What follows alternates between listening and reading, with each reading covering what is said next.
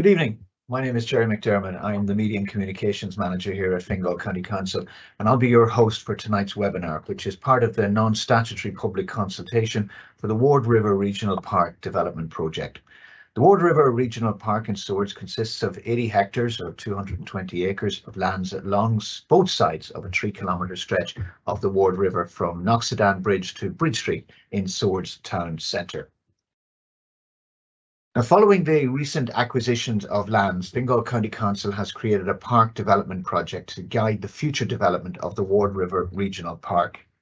The purpose of this webinar is to allow members of the development team to share information with you on the progress of the project, to explain the draft strategy to you, and to answer any questions you might have on it. So if you have a question, please use the Q&A facility at the top of your screen, where you can type in your question and then submit it for answering. And hopefully we'll be able to get through all the questions before we finish our webinar at 7:30. Tonight, we'll have several speakers. In a few moments, Fingal County Council's project manager, Mark Nugent, will give you a short introduction to the project, and he'll be followed by Cathal Mulry, a public outreach consultant with Connect the Dots, who will then go through the findings of the Phase 1 public consultation. Then we'll have Dermot Foley from the design team, who is going to give us a presentation on design development, which will include videos and drawings of what is being proposed. And after all that, it's your turn. So don't forget, you can post those questions and comments in the Q&A facilities at the top of the screen, and I'll do my best to get through as many of them as I can before the end of the webinar. And we are recording the webinar, and it will be available on our website and also on our YouTube channel from tomorrow. So without further ado, I'm going to hand over to Fingal County Council's project manager on the Ward River Regional Park, and that's Mark Nugent. Mark, over to you. Thanks, Jerry, and thanks everyone for joining on such a beautiful evening. Obviously, the temptation is there to go outside, perhaps to the Ward River Regional Park itself. It's a fabulous place, as I've been discovering since starting on the project. It's been a pleasure to work on, and it's very exciting to see it come together. It's already a fabulous and interesting place, and we hope to enhance that in a sustainable way through creating a strategic vision for the future development of the park. Hope that this evening's presentation is informative. We received excellent feedback from the first public consultation, which we've taken on board, and we hope that we'll receive plenty more from this phase of consultations, which we'll be able to incorporate into the future strategy. This evening's presentation is the material that will be presented is of a level of detail that it can be developed further, so that we'll be able to incorporate the feedback that we get to where possible. But it's not, what you will be seeing is not the finished product by any means.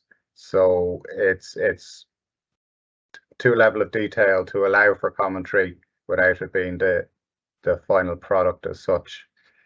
We'll be holding public consultations in person in Swords Castle Chapel on Friday from 5 to 7 p.m.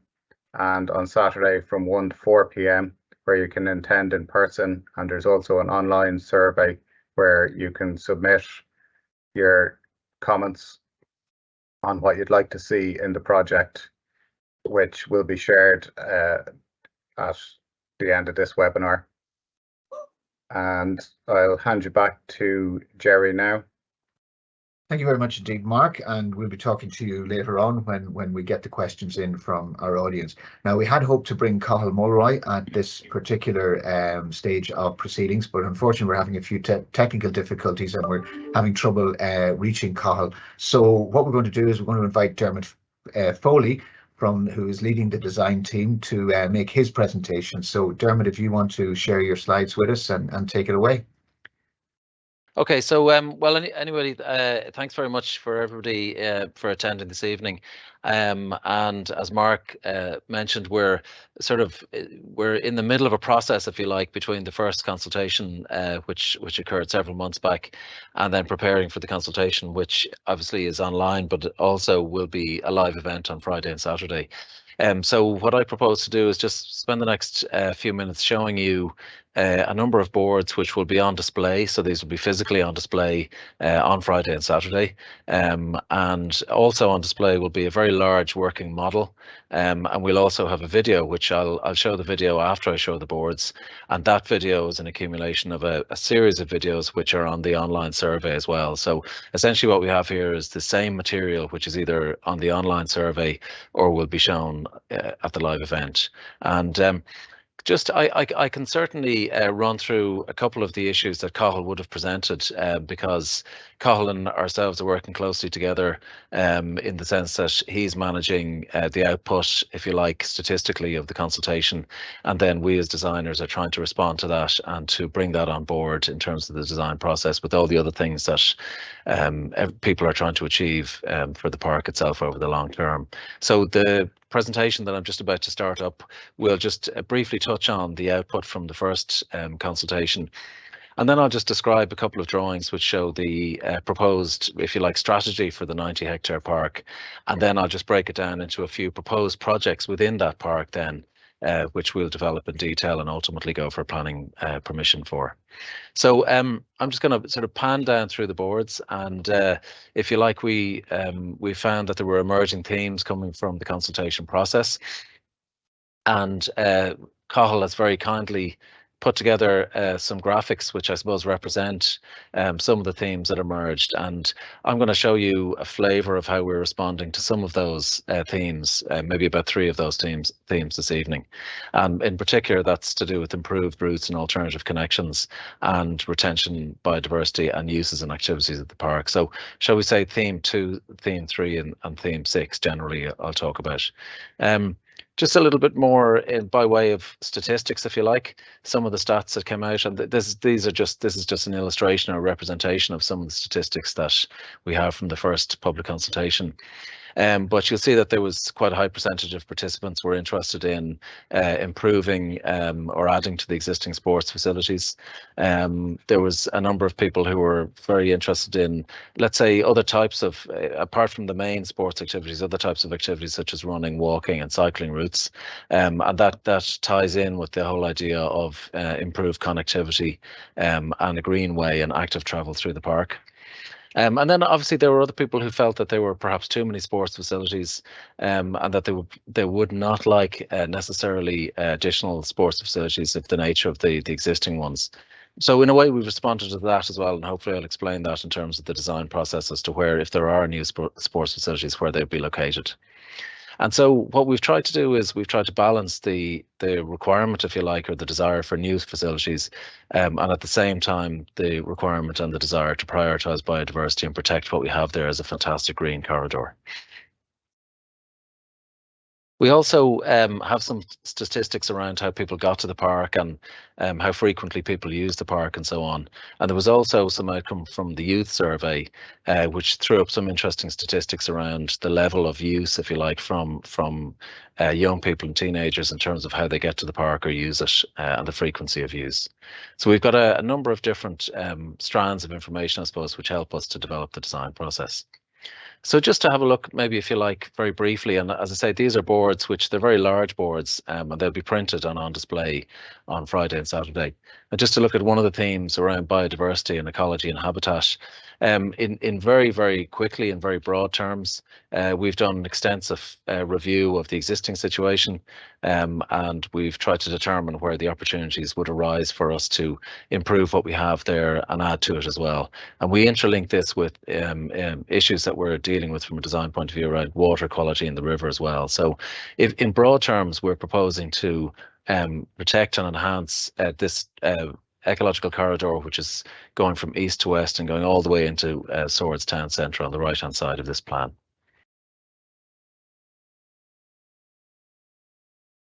This image on the screen now illustrates, if you like, the proposal and the strategy to divert, where possible, existing stormwater from the surrounding developments, divert that into a sustainable urban drainage system within the park, and then clean the water so that when it does get into the river, it's of a higher water quality.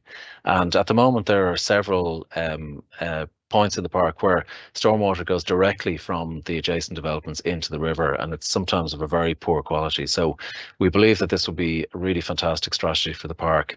And not only that, the sustainable urban drainage system itself will provide amenity for users of the park and will improve biodiversity. So we've been drawing some sketch plans on the right here and some sections here with perspectives. You can see ideas that we have as to how the sustainable urban drainage system might be used in conjunction with the river itself to create a new landscape essentially in the centre of the valley of the river. And then moving on to another very important theme, which is about connectivity and access. And so we've been looking at different ways of connecting, different ways of moving through the park. And in diagrammatic terms, if you like, I just pan down to this diagram, which shows, hopefully you can see the green dashed line, which shows a new greenway, which would essentially be a shared surface and would be an integral part of the active travel connection throughout the Swords area. And that would bring people, again, east to west from local schools, from sports facilities, from shopping centres and from housing estates through the park and backwards and forwards from Swords town centre, and ultimately in the future maybe to future public transport connections. So that's the sort of thick green line going through the park. You note that we've chosen not to extend it for the moment to Knocksedan Bridge, and that's just due to the sensitive nature of the western part of the park. And we're hoping to, I suppose, improve the biodiversity and the passive nature of that part of the park there itself. So we bring the greenway up through the contours of the valley and out into the Knocksedan area, so that we have a full connection from Knocksedan all the way through to Swords town centre. Also on this diagram, you'll see the idea that there would be a connection north-south, and there's a proposal in the long term to provide a new pedestrian cycle bridge which would link the proposed recreational facilities.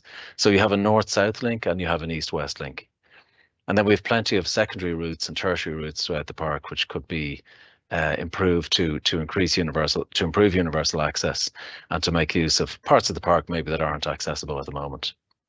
And so in terms of our design development, and this is how we're generating some of the ideas around the greenway, shared routes, geometry and various types of characteristics around which pathways might be designed for different parts of the park.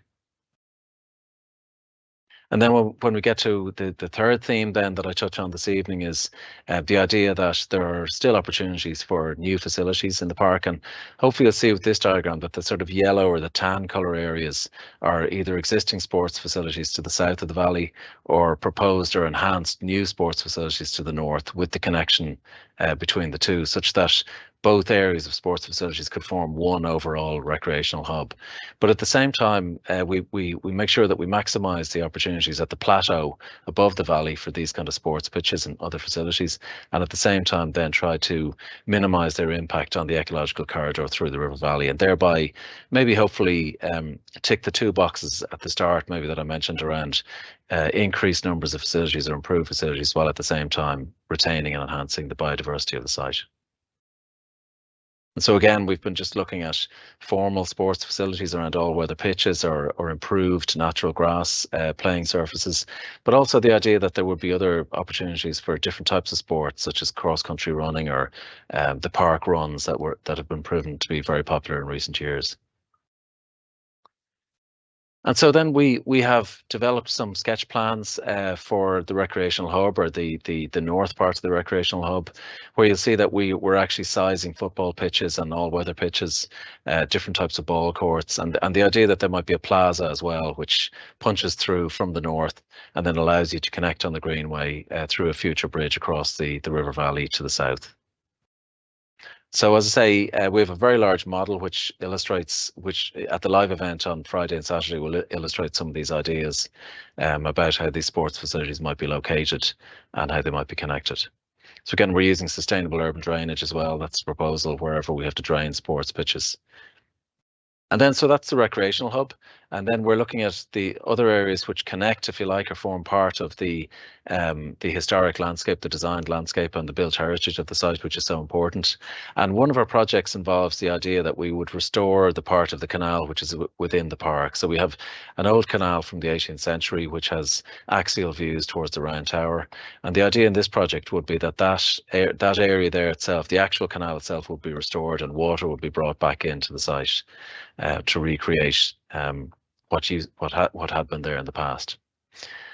So that this is a plan, one of our plans of the idea of to restore the old canal and to improve views both along the main access, looking east from the canal itself towards the Round Tower in Swords, and then also the idea of new views across the valley to create visual connections across the valley itself.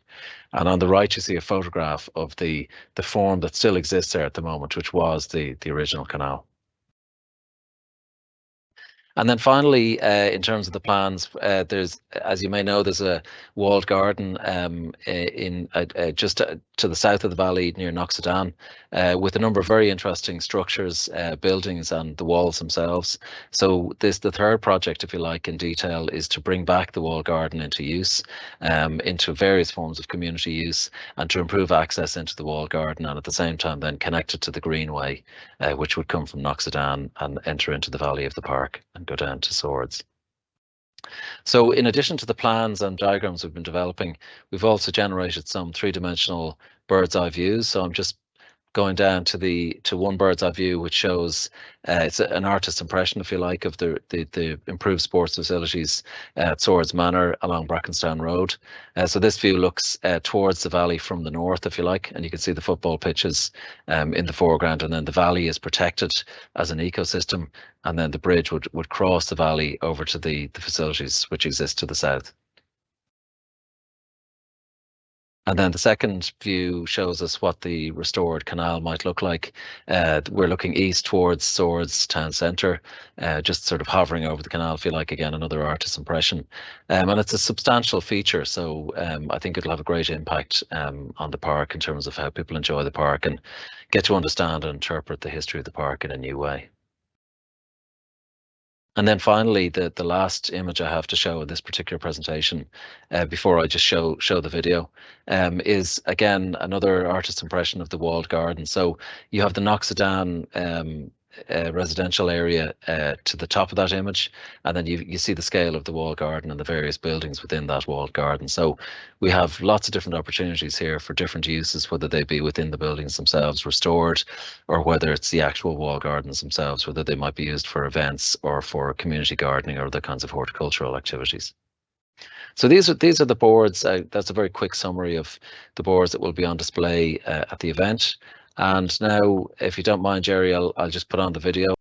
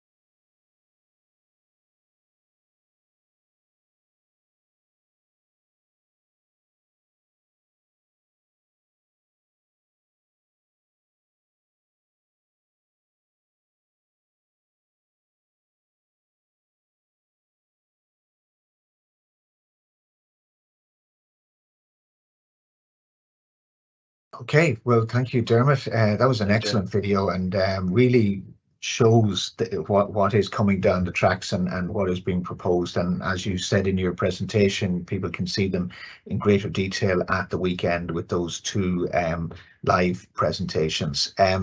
So let's go now to the questions and answers. I'm glad to say the questions have been coming in thick and fast from our viewers, and we'll try and get through as many of them as we can between now and 7:30. And Dermot, you mentioned in your presentation about the walled garden and the river areas, and we have a question here wondering, has a biodiversity assessment been conducted on the Daubenton bats living in the walled garden and river areas?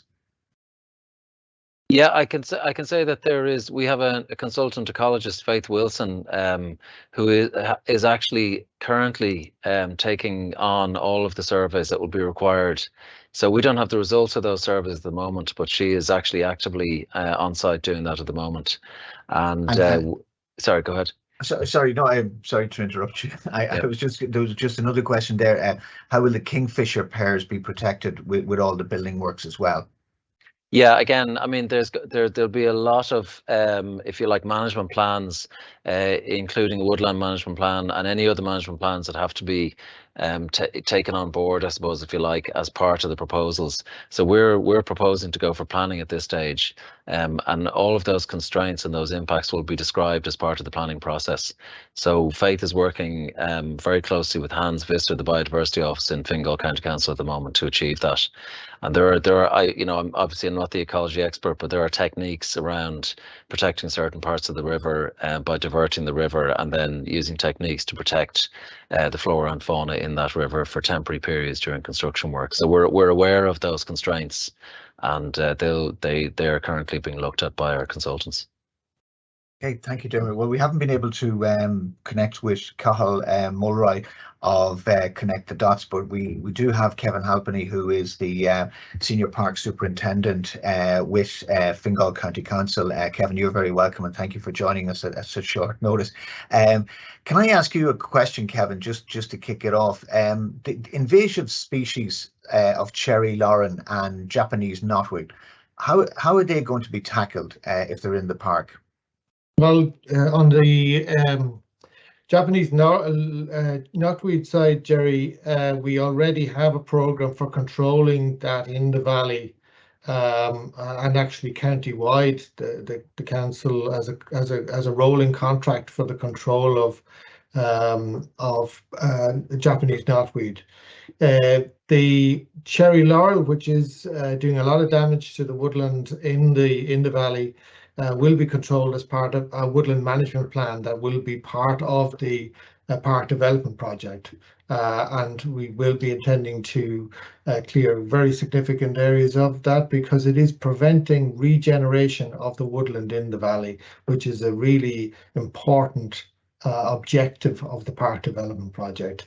A lot of the woodland has only recently come into our control and management, and we're going to prioritize the re-establishment of the woodland as a major feature within the park.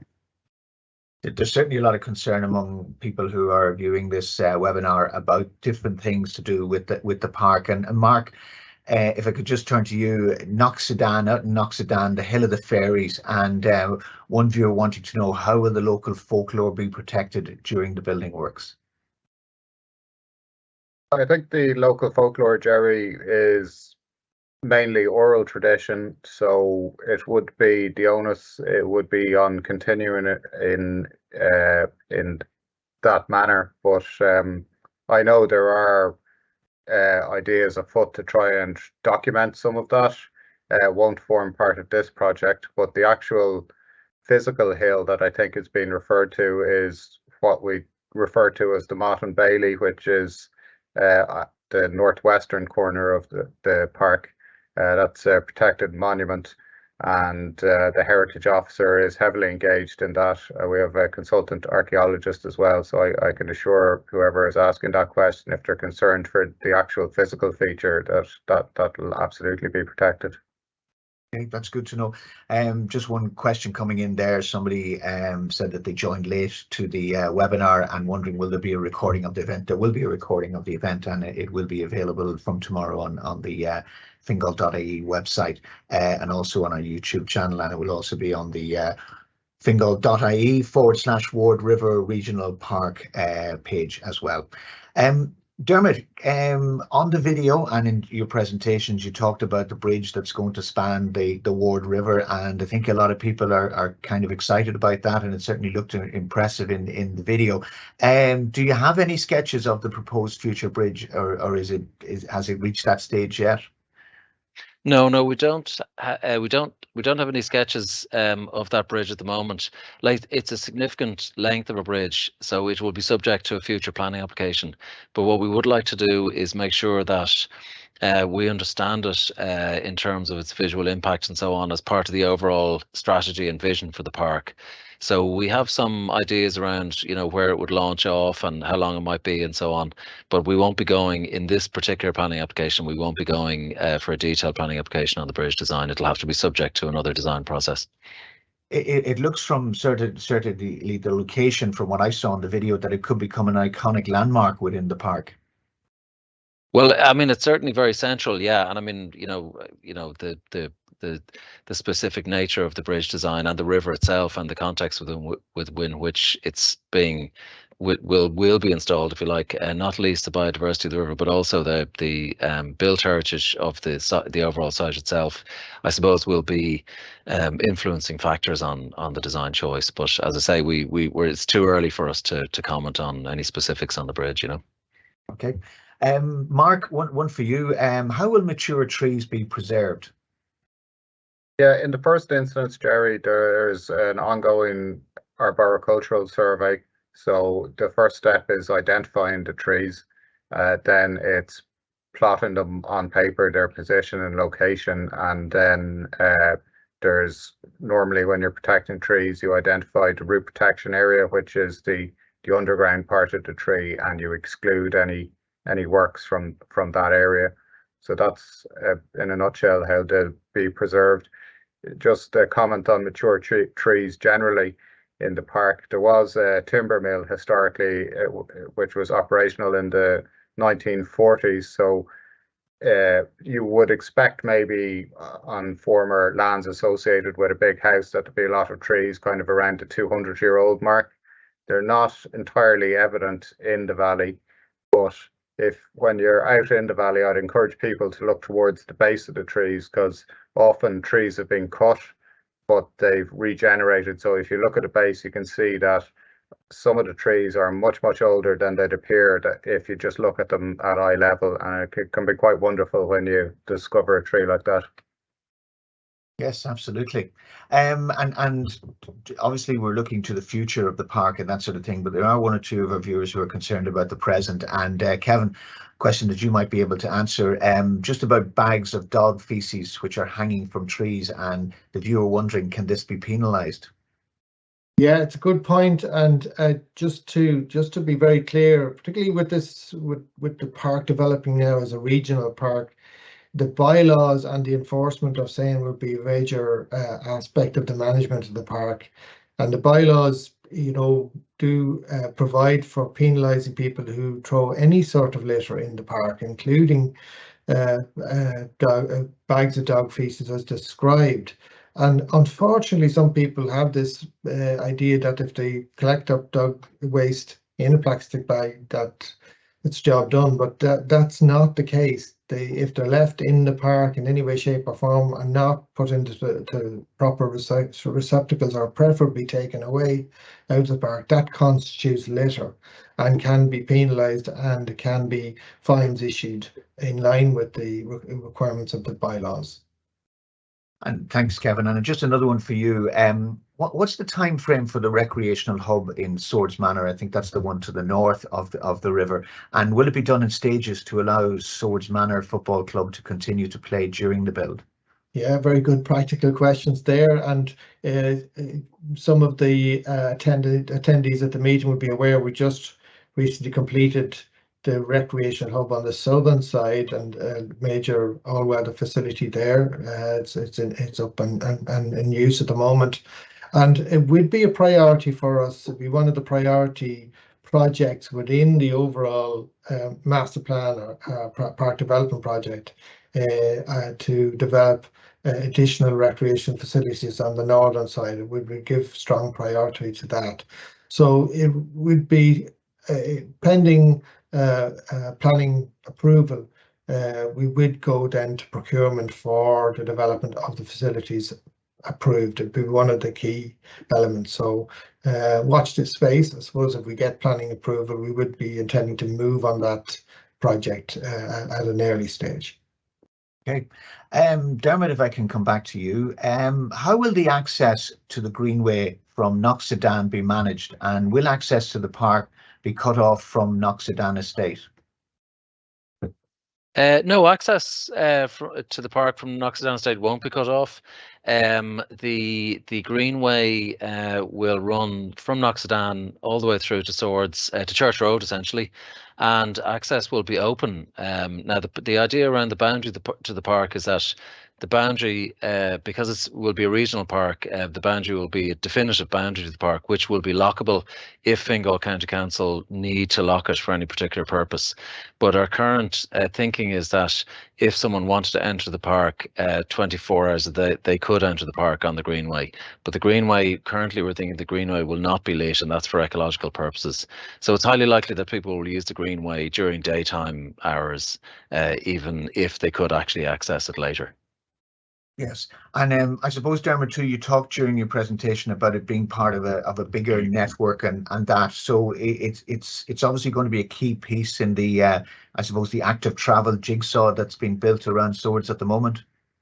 Yeah, I mean, there, as you probably know, and I'm sure many people here know, there are works undergoing on Brackenstown Road, for example, for active travel and cycleways and so on. So actually, not only do we have the Greenway, which is, if you like, a softer, more passive way of moving through the landscape, but Fingal County Council Active Travel are developing other, let's say, road-based, if you like, for want of a better word, active travel options. So if you didn't want to go through the park, for example, on the future Greenway, you could use the cycle infrastructure that's being developed on Brackenstown Road to go east-west. And I know from conversations with Transportation and Active Travel in Fingal that there will be a much wider network rolled out, as well as connections to future development lands are developed over the years. Yeah, and just while I have you, you were also mentioning about the from Main Street, that there's going to be a better entrance from Main Street. Could you tell us a little bit more about what you're planning there? Yeah, so as Kevin will be aware, the land holding, if you like, the continuous or contiguous 90-hectare land holding here, which now forms the basis of this vision or project development project, is only recent, actually. So the continuity of that 90 hectares and the link back up along the river, up to the shopping centre there at the bridge, and then into the town park and Swords Castle, that's continuous now, if you like. So there's actually the possibility, even today, to move through along some of those laneways and so on. And what we need really is close to the proposed Lord Mayor's development, which is on the east end of the park. We essentially need a link across the river. So we need an opening in the wall at Church Road and a link across the river, and that's proposed in the sketch design at the moment. So people will be able to come down, pedestrians and cyclists will be able to come down the various laneways from the main street and then link across the river into the park. And also, people may be aware that there's the possibility, if the Lord Mayor's development goes ahead as well, that there is a planning gain there in the sense of another link through those lands, and again across the river into the park. So they're the ways that hopefully in the future, the main street itself will be linked directly to the 90 hectares. And that then will all lead into the rejuvenation of Main Street, which is planned under the Sustainable Swords strategy and Swords Cultural Quarter and everything that's happening around that area as well. That's correct, yeah. Yeah. That's great. Certainly an exciting future ahead. Mark, if I could come back to you, how will sustainable drainage improve the quality of water in the Ward River, particularly when there's dumping going on in that same river?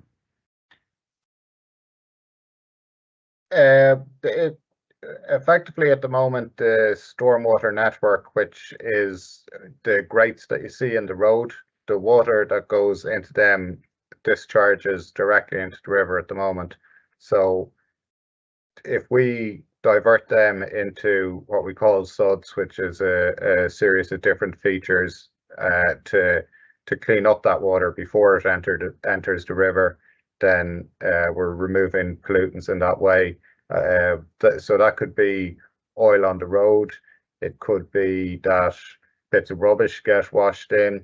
Could be misconnections whereby people's wastewater can be plumbed into the stormwater sometimes, which creates problems. And then there's also the issue of thermal pollution as well, especially during very hot summers, that the water from the road surface, if it discharges directly to the river, will be much hotter than, say, a shaded part of the river, and bring the temperature of the river up. So there's a number of ways that can assist in alleviating water pollution. Thank you, Mark. Kevin, good question here regarding the protection of women. Our viewer is saying that women are afraid to use the park, and the viewer wants to know, how will personal safety be protected for women and children under this new design? Yeah, it's a really good question, and I suppose people are seeing the park in a particular version of it at the moment, and not what we're projecting forward in terms of the development project. And all our parks need to be three things: safe, accessible, and enjoyable. And key to them being safe is accessibility, because if there's very limited use and very sort of, not many members of the public using the park, they're less attractive to people, and particularly our experience is less attractive to women and children. And the improved accessibility and legitimate use of the areas, we believe, and from experience would tell us, would make them much more attractive to the wider public, including more women and more children. And that's been our experience across our regional parks, which by and large are very successful and very well used. So it's about design, it's about people feeling safe and being able to access the interior of the park without feeling that they're in a remote sort of dangerous area. And the design will reflect that, while at the same time we will be setting aside areas, very considerable parts of the park for biodiversity and wildlife. So it's getting that very important balance, and Dermot and his team are working with us around that. We're very cognizant of the concerns expressed even this evening about preserving wildlife, but at the same time providing for social activity as opposed to antisocial behaviour, and that's that the design will lead out on that. And I suppose obviously if more people are using the park, that makes it a much safer park. Absolutely, Jerry. That's the universal experience. Yeah. Okay. And is there any plan, Kevin? I know you're working on another park on the north side, along the it's the Swords Regional Park, and that. Do you see any way of them linking up in any way?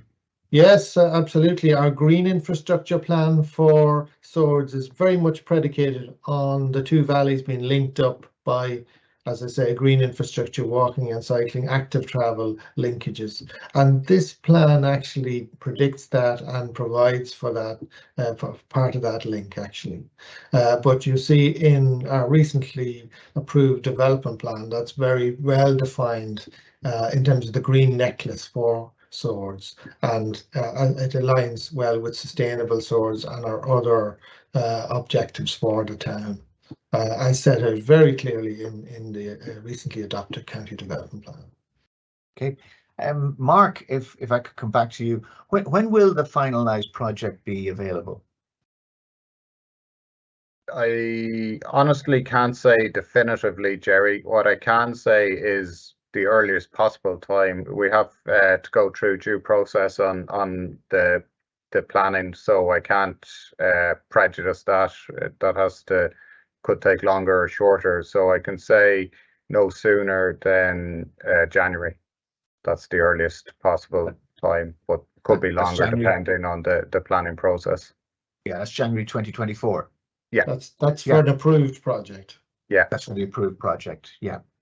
And if we just go back to the project, Dermot, could you tell us a little bit more about the canal? That looks like a very exciting feature of the new of what you're proposing. Yeah, that's right. Yeah, and for those of you who know the park, if you've been in that part of the park, you know you can see it's a very specific shape and form, and there's actually a sort of a microclimate there actually when you walk through the space. So that part of the canal, roughly 50% of the original length of the canal, is within the park. So it's within Fingal County Council ownership, and the other 50% originally was further to the west.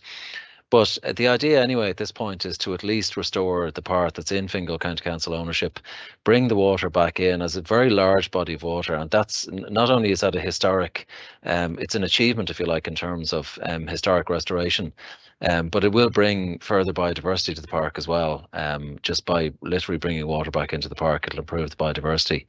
It will also allow us to recreate, and we're going through this at the moment in terms of surveying existing trees, but it'll also allow us to recreate historic alignments of trees on either side of the canal. So it'll be a formal space of interest, I think, to a very wide range of people, and will act as I think a contrast in terms of how people enjoy the park, with regard to, you know, whether they're interested in sports or biodiversity or history. It also, by the way, we have an idea of clearing some of the vegetation in certain key locations, so that the view along the length of the canal will be opened up, and hopefully we'll be able to recreate the view to, at least partially anyway, to the Round Tower, notwithstanding the fact that in the intervening 2 or 3 centuries, suburban and urban development, you know, has had an impact on those views. But anyway, that's the design intent, to try and link back to the view towards the Round Tower. Okay. Kevin, connectivity will introduce a massive amount of additional litter, dog feces and plastic bags of dog feces, as we've already mentioned. What cleanup plans does the council have? Well, Jerry, you'd be aware that we have other regional parks. Somewhere like Malahide would have, you know, 700,000-800,000 visitors a year, and we manage the activity, we manage the litter and the use of the park, and that will be the same for the Ward River Valley. We will have a new management maintenance regime in line with the park development project.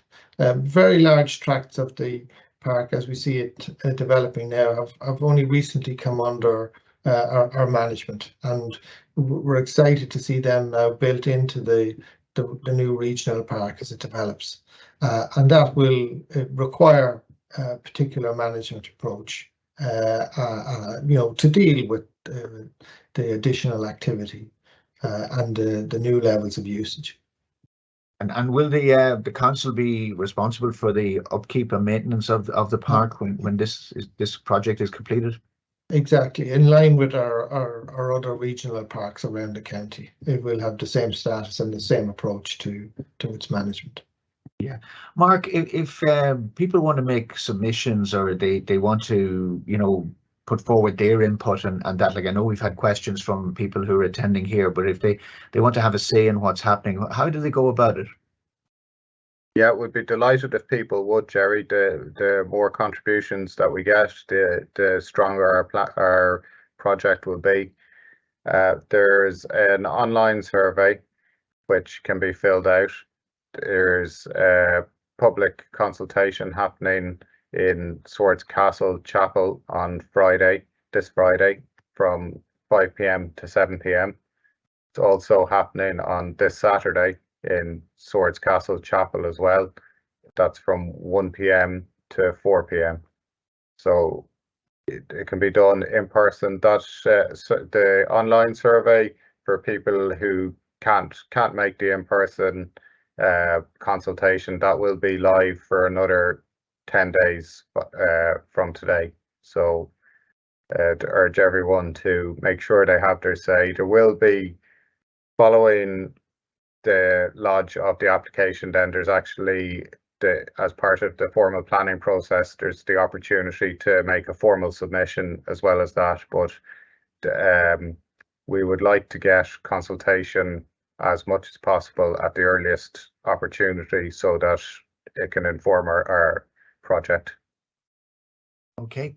And just Kevin, there's a question here about inadequate consultation with the Brackenstown Road side residents, leading to access routes from the lower end being described as secondary. The viewer says that this is not true and that no account has been taken of the dangers of the two entrances two entrances which are dangerous currently being upgraded. I think I've got that right. I'm just not sure. But what is the situation there on the Brackenstown Road side of it?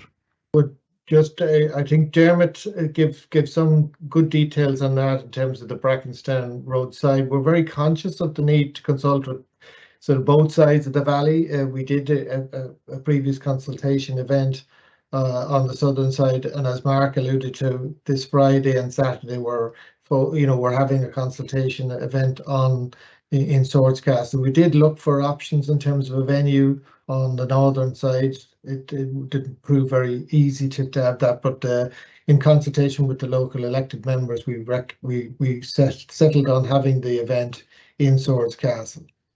As far as entrances are concerned, the entrances that we have at the moment are not appropriate or adequate for a regional park of the status of the Ward River Regional Park, and we've been putting a significant amount of design input in consultation with transportation and active travel, etc., and our planning colleagues into those entrances, because they're key to how people perceive the park, enter the park, use the park. And we're putting a lot of design input into those entrances.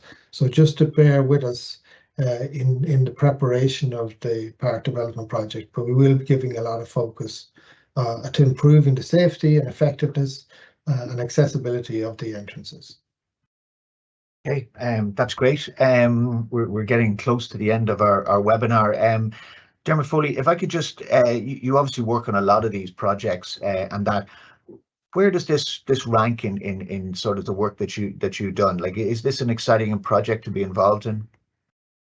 Yeah, I mean, it's 90 hectares, so the sheer scale of it is a challenge. It's brilliant to be involved, but also like the park itself at the moment is fantastic. So like the topography of a river valley, it doesn't matter where it is or what it is. It just brings its own like delight, if you know what I mean. So like myself and there's a good few people in our office working on this project, and we've all been out on site and we all love it. So just to be involved, even if we get, over the next few years, if we just get started on some modest proposals, we'd be very excited. But when you look at the actual proposals that are coming forth, they're really fantastic, So I'm delighted to be involved, and it is unusual for a piece of land of this size, particularly with the ecology that's here at the moment and the biodiversity, notwithstanding some of the constraints we have around water quality and so on. It's very unusual for that to be so close to an urban centre, and that's what makes it really, really exciting. And ultimately, as Kevin said there, the link up to the estuary and a much wider array of public open spaces is actually the real goal, I suppose, ultimately in the long term. So that's what makes it very, very exciting. Okay, and just a final question, Mark. Somebody wanting to know, will consideration be made as part of the planning strategy to allow local kids to plant their own trees? Yes, and yeah, absolutely there will be. I mean, I suppose there's ongoing consultations between the council and local woodland groups to allow various areas around the county for those purposes, and it absolutely will be considered for the park. Yeah. Okay, that's great, Mark. Just before we wrap it up, time is up. Do you just want to give people a reminder of where you're going to be this weekend and how they can participate in this public consultation? Sure, Jerry. We're holding an in-person public consultation event in Swords Castle Chapel on this Friday evening from 5 p.m. to 7 p.m. and also this Saturday in Swords Castle Chapel from 1 p.m. to 4 p.m. So people can just come along, see a lot of the materials that Dermot has been showing and engage with the project team, find out further information and they can submit their comments or queries there as well. There's also an online survey which will be live for another 10 days.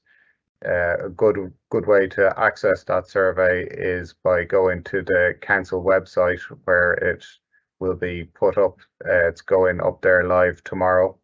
It's also, you will see links to it around the town. There'll be posters going up on lampposts, as well as in some of the bus shelters, which will contain they contain a QR code, so you can just take the photo with your phone and that'll take you straight through.